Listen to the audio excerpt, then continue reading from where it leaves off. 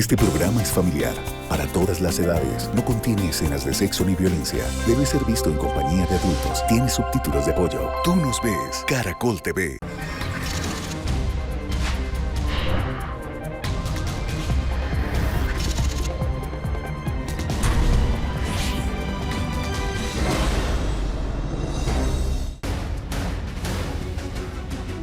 Buenas tardes, soy Diva Yesurún, la única diva de la televisión colombiana. Gracias por estar conectados con nosotros a esta hora.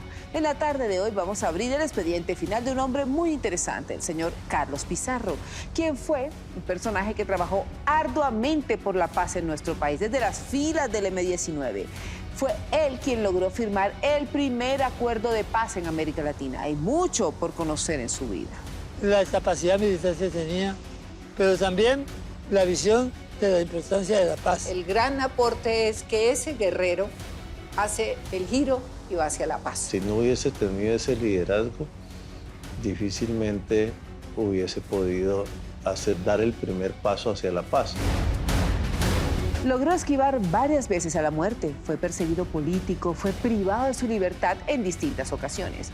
También fue blanco de torturas, incluso lo dieron por muerto en distintos momentos. Y luego de muchos años, cuando precisamente era candidato a la presidencia en 1990, encontró la muerte. Sí, una vez le hicieron, tuvo un enfrentamiento con la policía. Ahí estuvimos bajo tortura 23 días. Cuando ya estaba muy dolorido, Carlos voltea y le dice algo y le escupe la cara al torturador. Lo asesinaron en pleno vuelo mientras se dirigía de Bogotá hasta Barranquilla a hacer campaña política. Aún hoy no se sabe a ciencia cierta quién fue el culpable del magnicidio. Para quienes no querían la paz o no quieren cambios, pues se convertía en un riesgo y se convertía en una amenaza. Alguien le dio la orden a Castaño, ¿sí? Pero no sabemos quién es esa mano negra. De que había ya una decisión de matarlo, seria. Y él dijo: mi amor, si me matan, me pegan un tiro en la cabeza. Fue cuando escuchamos el rafagazo. Era un idealista, él luchaba por las desigualdades sociales, tenía una bandera muy clara de lucha. El caso de su muerte está en la Corte Interamericana de Derechos Humanos. Aquí se abre su expediente final.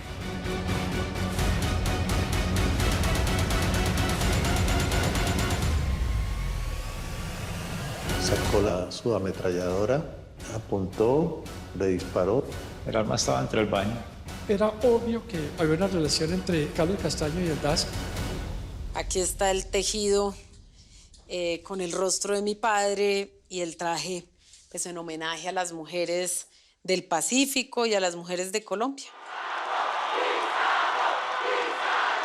El 7 de agosto de 2022, Carlos Pizarro volvió a estar vigente en la memoria de los colombianos. Su hija, la senadora María José Pizarro, en un acto simbólico le entregó la banda presidencial al primer mandatario, quien también militó en el M-19. Esa tarde, la espada del Libertador también fue protagonista. Presidente de Colombia, le solicito traer la espada de Bolívar. Bolívar, la espada en pie de lucha, ayer de diciembre. Cuando empezaron las negociaciones de paz, él dijo, hay una cosa que no vamos a negociar y esa es la espada. O sea, las otras armas, listo, pero eso no. Además, él decía que tenía que tener un destino latinoamericano esa espada. Para Pizarro, esa espada era el espíritu bolivariano del M-19.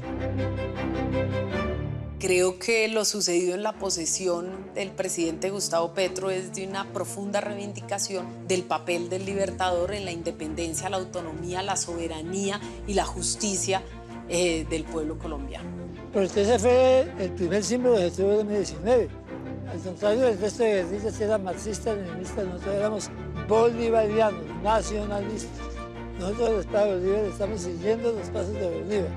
Tenemos que encontrar una gran militancia por la Colombia amable, próspera y digna del siglo XXI. Carlos Pizarro era hijo de un oficial muy respetado, el almirante Juan Antonio Pizarro. Su mamá era una profesora de inglés entregada al servicio social. Y lo que el padre significaba en términos de ética, ¿no? de de capacidad de servicio, de vocación de país. Carlos decía que aún él teniendo todos los privilegios de tener un hogar con las condiciones económicas normales, no soportaba la desigualdad. Nació en Cartagena, pero su infancia la vivió en Cali, una ciudad que guarda gran cantidad de sus vivencias.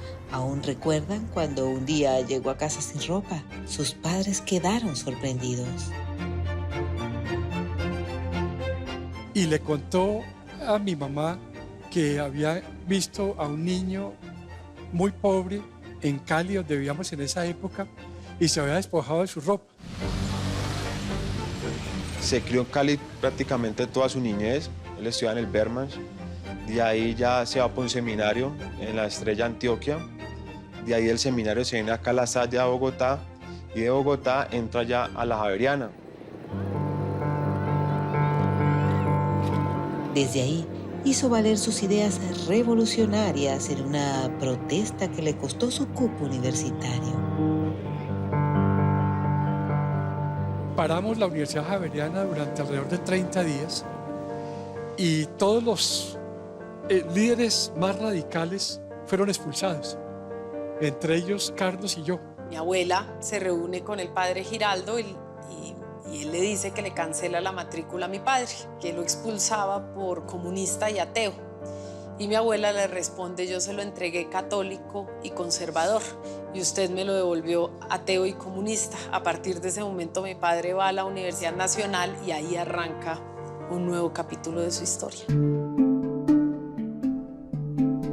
Con muchas ideas revolucionarias y con ganas de seguir estudiando Derecho, ingresó a la Universidad Nacional. Estando ahí, sus ideas comunistas lo llevaron a enlistarse en las FARC. Su sensibilidad social, la época, Camilo Torres, la guerra de Vietnam, mayo del 68, lo llevó a empuñar las armas creyendo equivocadamente que era el camino para lograr una sociedad más justa. Se afilió primero al Partido Comunista sin él nunca tener una fe comunista, porque pensaba que el camino, digamos, de revolucionario eran las armas y que las FARC eran un camino revolucionario. Pero se encontró con que era una guerrilla metida en el monte, que lo único que cargaban era comida y que los combates no se veían. Y de otra parte, toda la imposibilidad de discutir internamente, o sea, toda esa cuestión jerarquizada, autoritaria de las FARC, y porque además ahí hubo un fusilamiento de un amigo muy cercano a él. Habían fusilado al profesor de matemáticas de la Nacional. Carlos se horroriza y Carlos se escapa. Entonces eso a él lo tocó mucho porque era como, esta es la revolución que yo no quiero, ¿cierto? Entonces deserta en las FARC. Eso fue como en la madrugada y él deja su fusil y deja su mochila, su morral, deja un aviso que decía, ya vuelvo, y es cuando sale. Así las cosas, se unió con un grupo de jóvenes con ideas también revolucionarias y crearon el M-19. Trabajó de la mano de Ever Agrave, Jaime Bateman Cañón, Iván Marino Espina, Álvaro Fayad, entre otros. Y ahí exactamente se crea el M-19, en 1970. Que ya sale a la luz pública en 1974 con el robo de la espada de Simón Bolívar. Salen de las FARC, desertan algunos, salen otros, se reúnen junto con gente que venía y provenía de la ANAPO socialista, de las juventudes cristianas, de otros sectores políticos de nuestro país, conforman un nuevo grupo que tenía unos rasgos muy particulares dentro de los movimientos insurgentes de la época. Mientras la FARC era marxista, leninista, teníamos nosotros éramos nacionalistas, socialdemócratas y realmente luchadores de la justicia social. El M-19 nunca fue un movimiento que veía como una expresión de gobierno en el socialismo, sino en la democracia, o sea, era buscar la democracia. Una revolución democrática que mucha gente no la entiende porque alguna gente entendía que vivíamos en un régimen democrático, pero pues eso no era cierto. El M inclusive desde Jaime Bateman Cayón, eso era lo que se planteaba. Eso es lo que planteaba, un gran diálogo nacional y darle cabida a todo el mundo, a todos. Y por supuesto todo el tema de la democracia, de la idea de patria. Yo creo que él se define siempre como un patriota. Tenía la idea de un cambio serio y profundo de la sociedad colombiana. Se lo movió toda su vida. No es justo que la gente no tenga derecho a estudiar, a comer, a vivir en paz, a yo no sé qué. Y esto, si nos toca sacrificarnos a algunos, pues nos vamos a sacrificar. Nosotros no creíamos en algunos cantos que decían que donde los pobres coman pan y los ricos coman mierda. Decíamos, no, queremos un país donde todos comamos pan. Un expresidente lo utilizó, pero realmente país de propietarios era un eslogan de mi papá. Y en esta idea de país de propietarios, cuando tú lees sus discursos, él lo que está hablando es que todos tenemos como derecho a salir adelante. En 1970 se llevó un enorme susto cuando estuvo a punto de morir en un atentado en frente de un supermercado ubicado en la calle 63 con Séptima en Bogotá. Sí, una vez tuvo un enfrentamiento con la policía donde él salió herido. Él alcanzó a ayudarle a Franio Parra, que había caído también herido. Él se acercó en un carro, era un Renault 4, salió y recogió a Franio, lo subió al carro y en esa refriega de hacer todas esas cosas lo hirieron. Entonces el tipo le disparó y lo hirió en el muslo. Y pues él prendió el carro y pudo salir.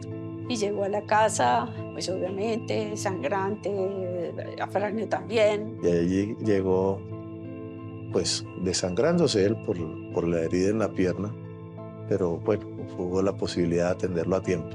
Y obviamente uno vivía siempre con el temor de la muerte. Nosotros cogimos las armas por objetivos políticos. Una vez recuperado, emprendió un nuevo proyecto: crear grupos móviles de la guerrilla para ir de manera itinerante realizando actos que llamarían la atención del gobierno. Un combate muy duro y nosotros pues no teníamos mayor posibilidades de defendernos y obviamente fuimos capturados y después fuimos trasladados a Cimitarra, a una base militar.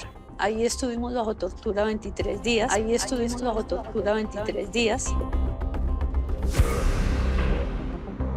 Lo digo en primera persona, nunca una mujer se quiebra. La tortura nunca funciona con las mujeres. Que yo tenía que hablar, porque si no hablaba él, tenía que hablar yo. Y me pusieron una camiseta con sangre en las manos.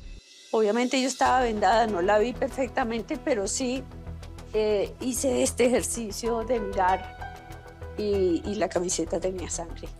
Acostaban desnudo, lo mojaban y llegaba un tipo con una correa de cuero muy gruesa, muy pesada, mojada, y lo golpeaba y exactamente un mismo tiempo y exactamente cuando marcaban las manecillas del reloj.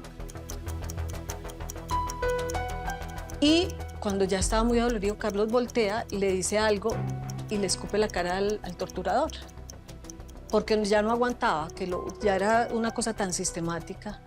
Entonces el tipo obviamente se le viene encima y lo deja inconsciente. Pero hasta ahí llegaron como el tema de la tortura. Lo torturaron, luego llegó a la picota y allá pues se sumó al grupo grande que en ese momento había en la picota. Esa gente era muy fría, muy brava, consejo verbal de guerra, pero Pizarro siempre firme.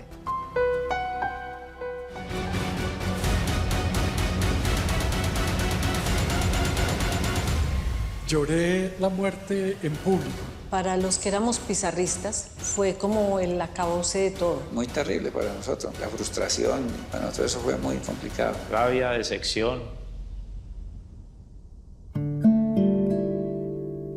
Creo que todos tenemos que cerrar filas contra quienes no quieren un tránsito en la vida social colombiana, pacífica, tranquila.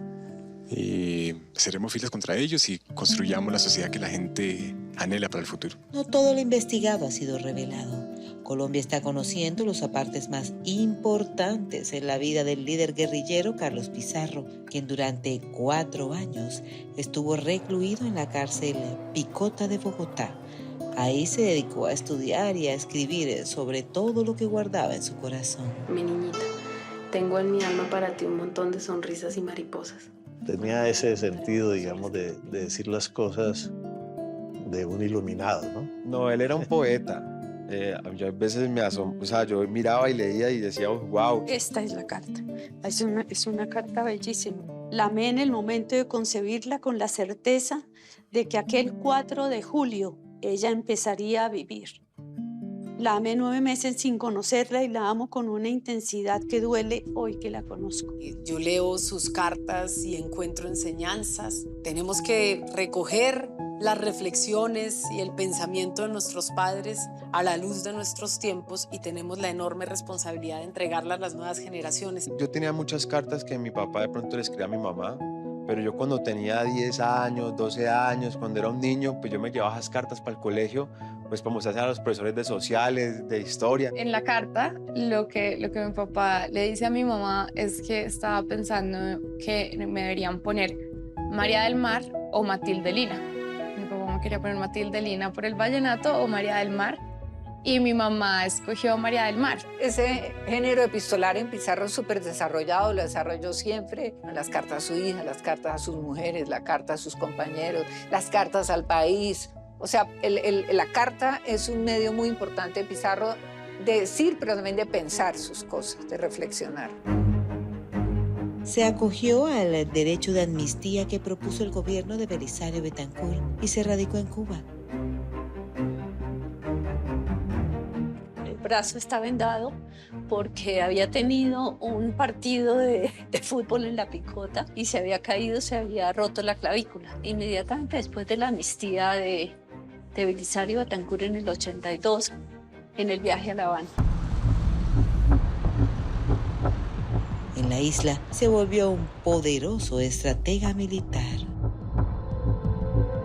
Al llegar a Colombia, le da un vuelco al modus operandi de la guerrilla. Con ideas nuevas y fortalecido en su espíritu, emprendió una nueva etapa que los volvió más sólidos como grupo insurgente.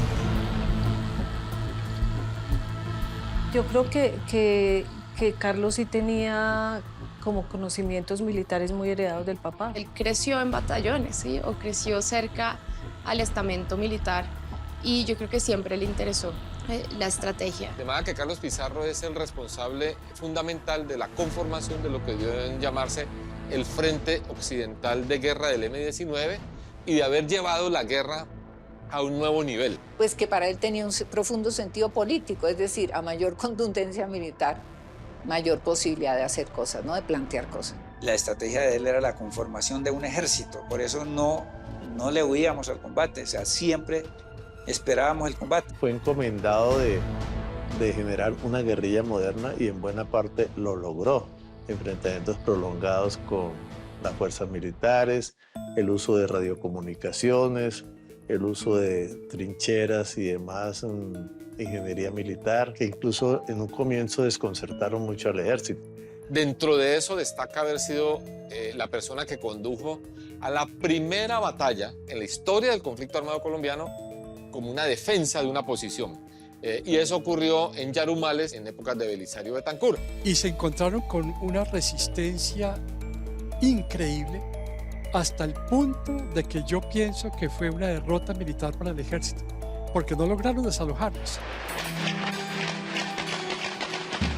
Entonces cogieron al ejército por la retaguardia y lograron romper el cerco, se rompió el cerco y se movieron a otro sitio que se llamaba Los Robles.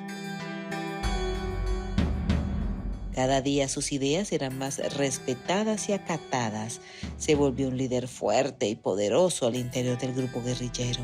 Hombres fuertemente armados que combatían a fuego y sangre para conseguir sus metas.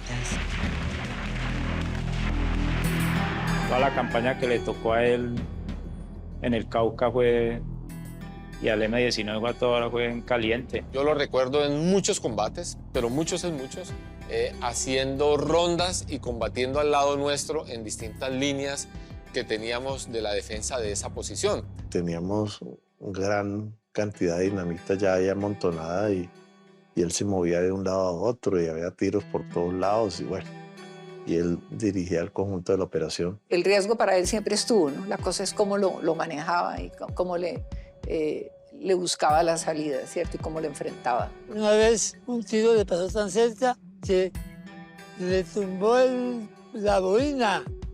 Ahí hubiera podido morir Pizarro. Y sin embargo, no se inmutó. Era muy valiente. Espero que en el gobierno, en las Fuerzas Armadas, en los partidos, en todas partes, tengamos un espíritu solidario para buscar los éxitos en la democracia, en la justicia social. Durante horas se enfrentaron los policías y el M-19. Finalmente los policías se rinden, salen de la estación y mi padre obliga a sus hombres, a los hombres del M-19, a filarse y rendirle honores a los policías por su valentía en el combate.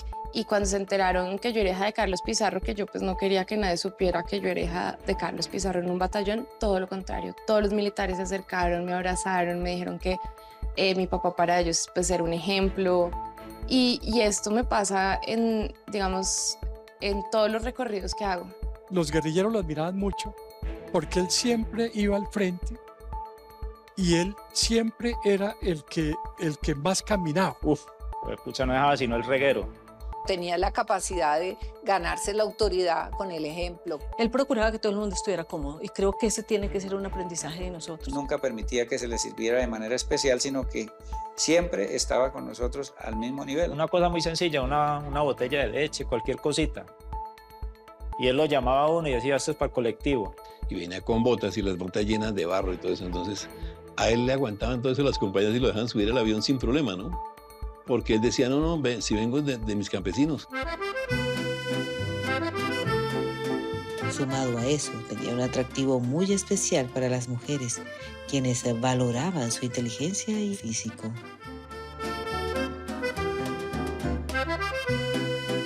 Era muy apuesto, entonces las mujeres me decían por él. Le decían al comandante Papito. Sí, era perseguido.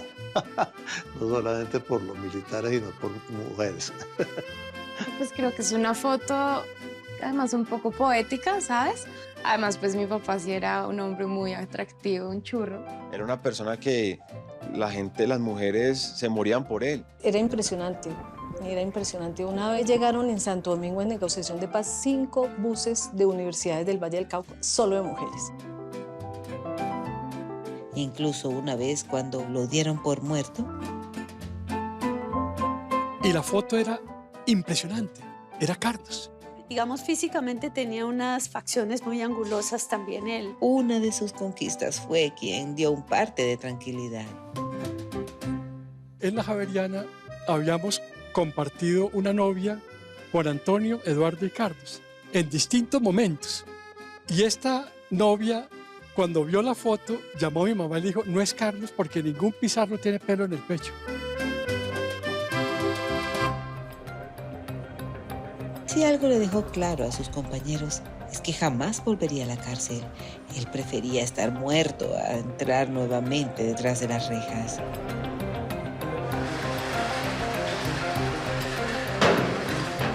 Mi padre se dirige a la firma de los acuerdos de paz y la comitiva fue emboscada. El mando que había en el retén dice, si sigue dando órdenes, lo mato, le disparo.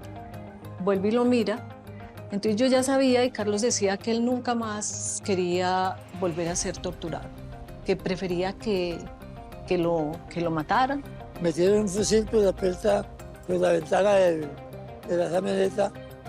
Pizarro dio la orden de asaltar y él estaba con el fusil en la mano, que era un oficial de la policía, disparó.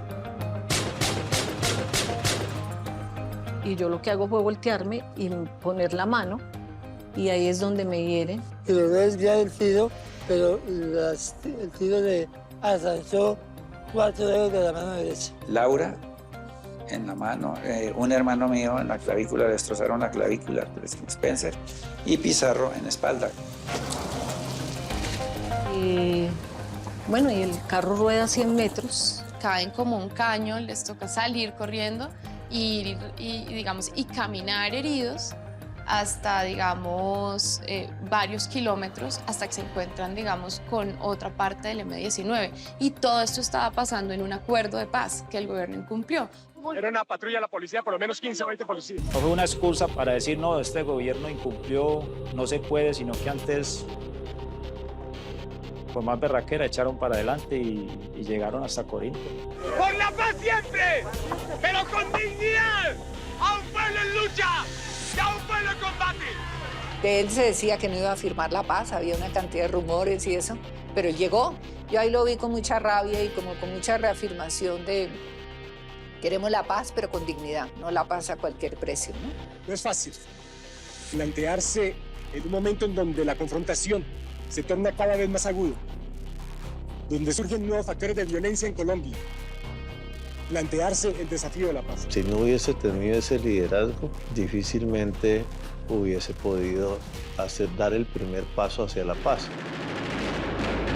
Nunca estuvo de acuerdo con la toma del Palacio de Justicia. Él vaticinó que sería un duro golpe para el país. Sin embargo, la decisión no estaba en sus manos.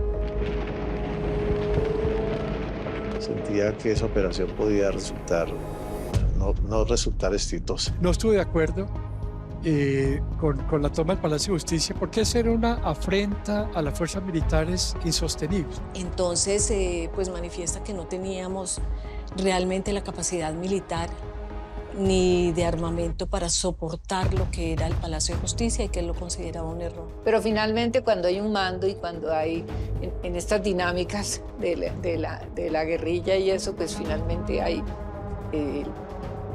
decidió apoyar esa decisión. Cuando se llevó a cabo, la tristeza para su corazón fue enorme.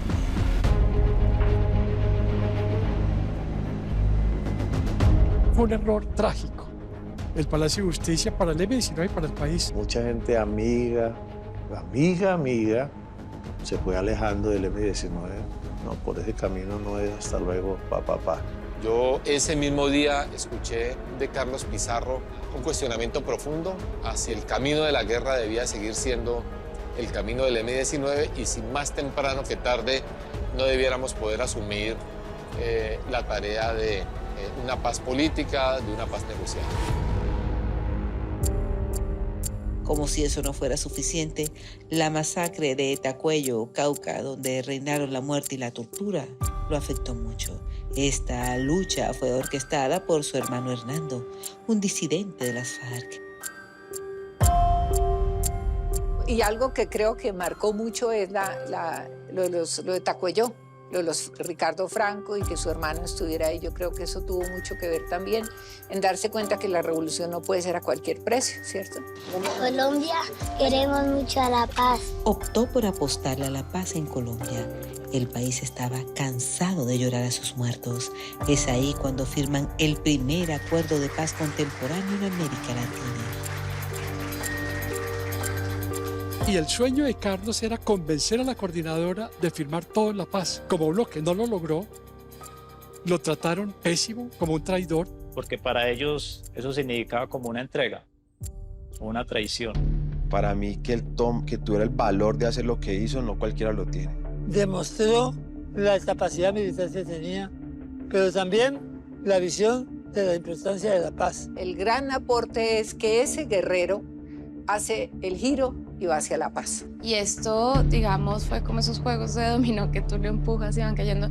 Y eso hizo que empezaran a haber muchos otros procesos de paz en Latinoamérica. Y todo eso fue conducido y visto en su momento como el camino correcto por Carlos Pizarro.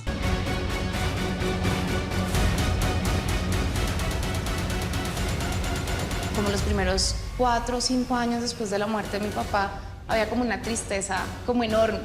Me arrebataron a mi papá. No, cambió mi vida para siempre.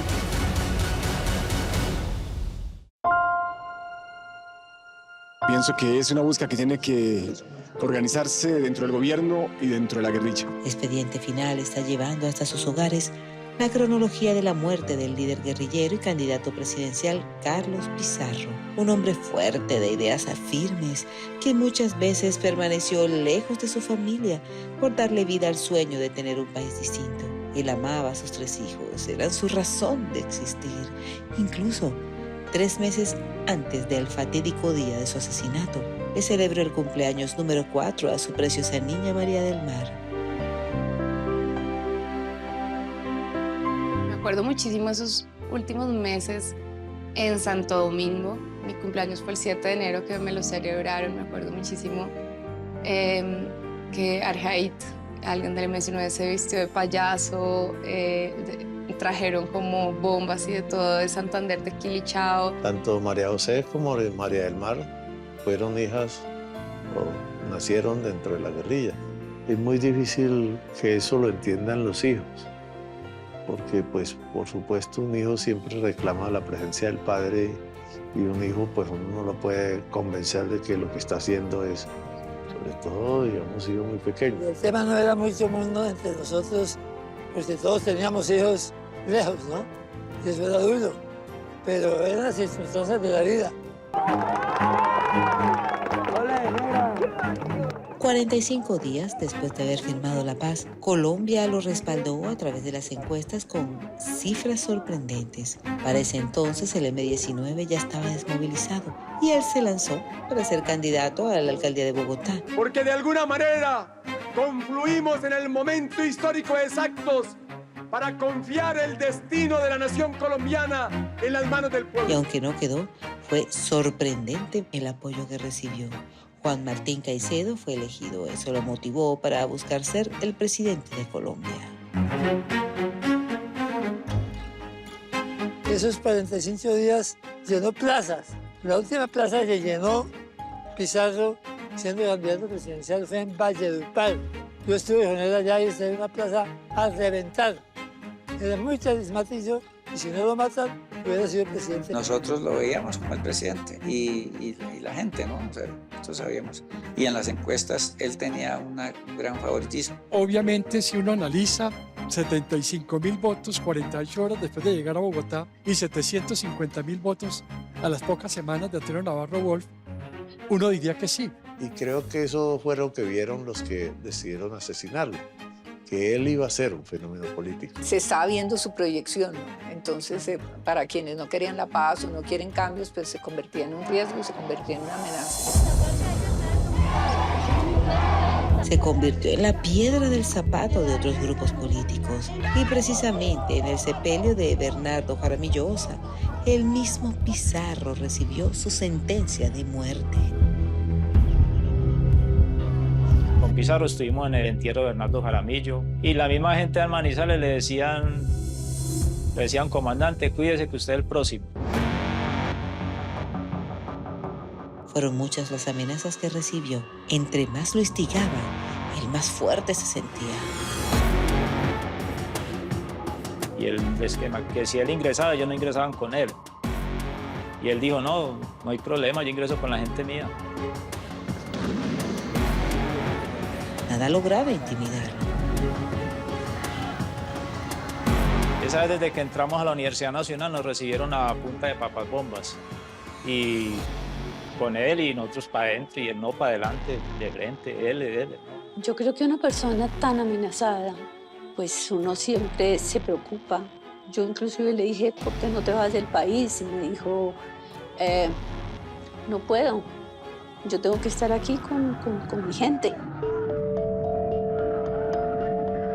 En el restaurante Tamarindo, en Bogotá, mientras estaba reunido con su familia y un grupo de amigos muy cercanos, lo instaron a que velara más por su seguridad. Ahí le hicimos la última reunión. Esa noche llegó y fue cuando mi hija Claudia le preguntó y pues como que le amonestó, le dijo, ¿por qué no usas chaleco antibalas? Y él dijo, mi amor, si me matan me pegan un tiro en la cabeza. El chaleco antibalas no me sirve de nada. Y nos miró y nos dijo, puede que me maten muy pronto. Yo solo les pido que no me olviden. Para Pizarro, el día de morir ya estaba escrito. Porque hay informaciones de que corría peligro la vida de él. De que había ya una decisión de matarlo, seria, y se la comunicamos a él. Y él planteó que no era posible suspender la ida a Barranquilla, que después sí era posible hacerlo, pero que en ese momento no era posible hacerlo.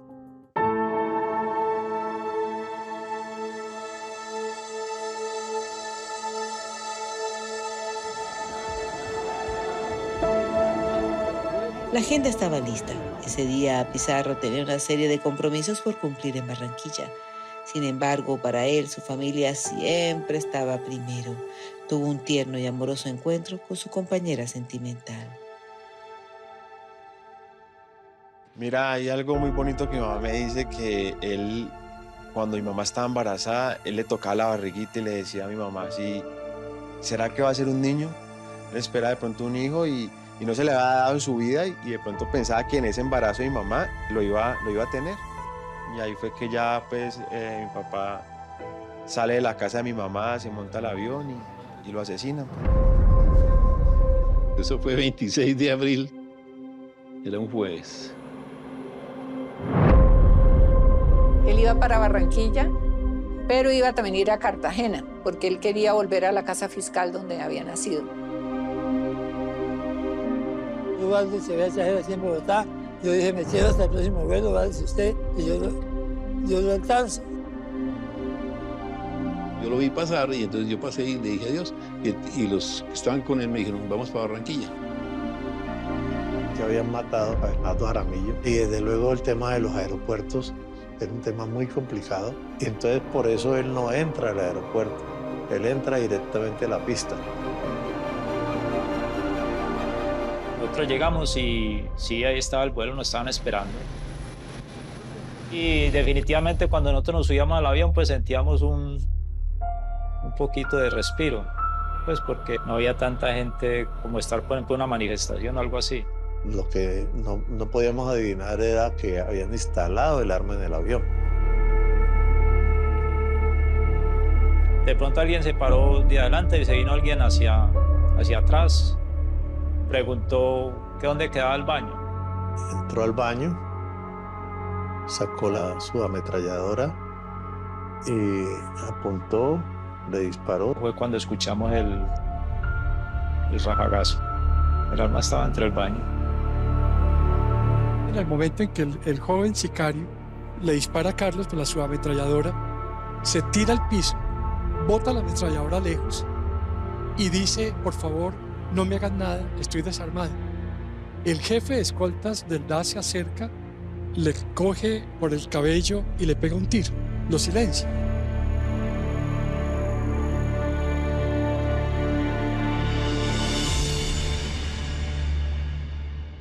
Uno no silencia al principal testigo. Es decir, era obvio que había una relación entre Carlos Castaño y el DAS. Carlos Castaño se atribuye él mismo pues toda la operación en ese libro que llamó Mi Confesión, pero realmente él era apenas un gatillo de su hermano, de Fidel Castaño. Sabemos que alguien le dio la orden a Castaño, ¿sí? Pero no sabemos quién es esa mano negra.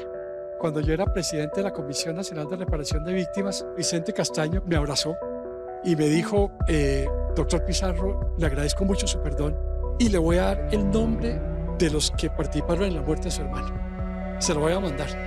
Deme su correo. Leí mi correo. Nunca me llegó. Pero lo mataron un poco después. Nunca me llegó. Pero él lo que me dijo era que me da los nombres de los funcionarios del Estado y de algunos empresarios privados que habían financiado el asesinato. Incluso pues tuvimos la información de que se reunían en la terraza del Hotel Motivar en Medellín.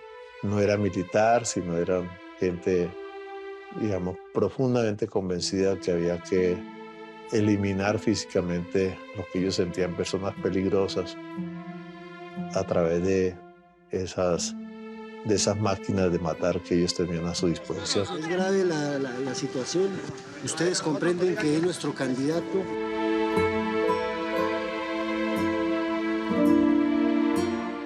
Lloré la muerte en público, sí.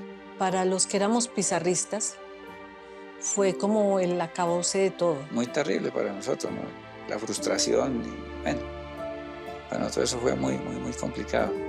Rabia, decepción, impotencia. Yo creo que claro, en ese momento mucha gente tenía rabia, frustración, dolor. Además creo que fue un día en el que llovió muchísimo, como que el mismo día fue muy gris.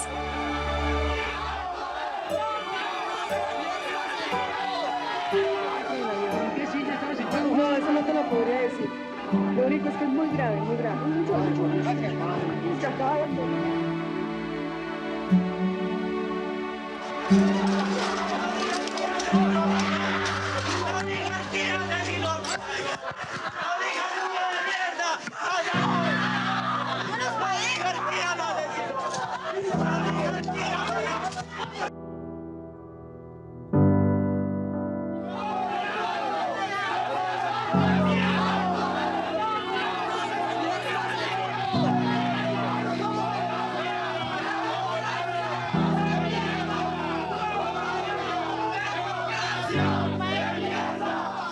Fue un momento muy difícil porque varios miembros del M-19 sacaron pistola y comenzaron a disparar al aire.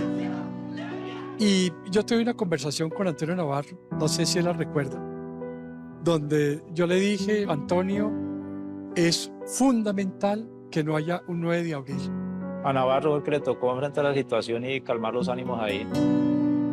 Yo creo que fue la capacidad de Navarro decir, pues Pizarro nos trajo la paz y vamos a enterrarlo en paz.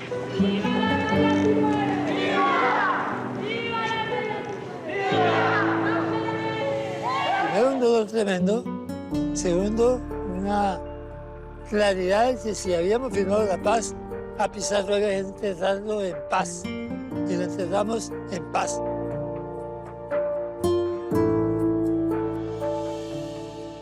Con su partida, una familia quedó destruida. 3 niños perdieron a su amado papá y un país quedó decepcionado.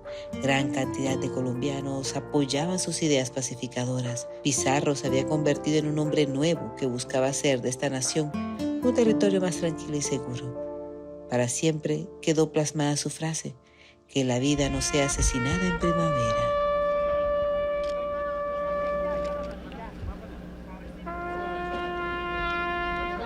Como los primeros 4 o 5 años después de la muerte de mi papá, había como una tristeza como enorme.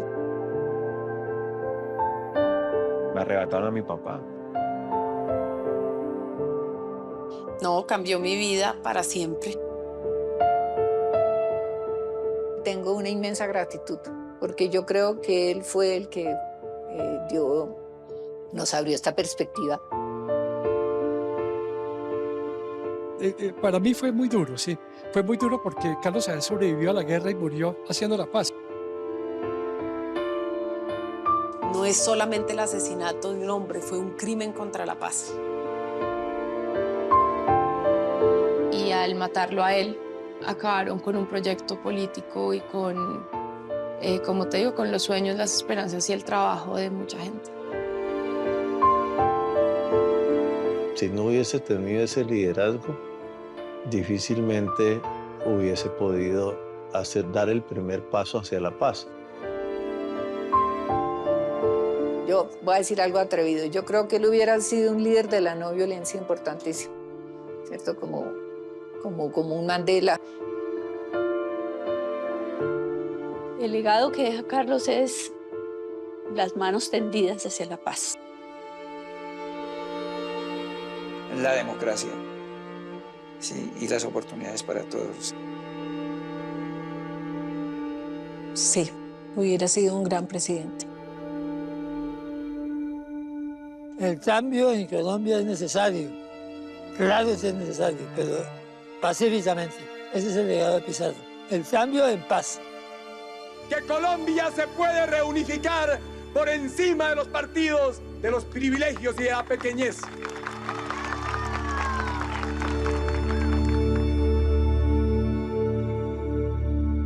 El pasado 10 de enero, la Fiscalía General de la Nación creó un grupo especial conformado por fiscales para investigar a fondo los detalles del magnicidio y que su partida no quede impune. Hasta aquí un capítulo más de Expediente Final. Nos vemos dentro de 8 días con otra historia de impacto. Que tengan una feliz semana.